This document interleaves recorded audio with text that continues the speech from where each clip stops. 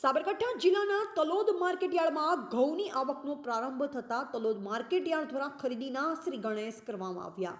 સાબરકાંઠા જિલ્લાના તલોદ ખાતે ચાલુ સાલે તલોદ સહિત તાલુકા પંથકમાં ઘઉંના પાકનું ખેડૂતો દ્વારા મબલક વાવેતર કરવામાં આવ્યું છે, ત્યારે ઘઉંની ઉપજ વેચવા માટે તલોદ માર્કેટયાર્ડ ખાતે લઈ આવતા સિઝનની સૌપ્રથમ ઘઉંની આવકના શ્રી ગણેશ કરવામાં આવતા તલોદ માર્કેટયાર્ડના vice chairman Sureshbhai, secretary Vimal Bhatt, વેપારી એસોસિએશનના સેક્રેટરી કપિલ શાહ સહિત ખેડૂતના યાર્ડના કર્મચારીઓ ઉપસ્થિત વચ્ચે શ્રીફળ વધેરી ઘઉંની ઉપજની ખરીદીનો પ્રારંભ કરવામાં આવતા જાહેર હરાજીમાં સૌથી ઊંચા ભાવ 532ના ભાવે ઘઉંની ઉપજની ખરીદી કરવામાં આવતા ખેડૂતોમાં આનંદની લાગણી છવાઈ હતી।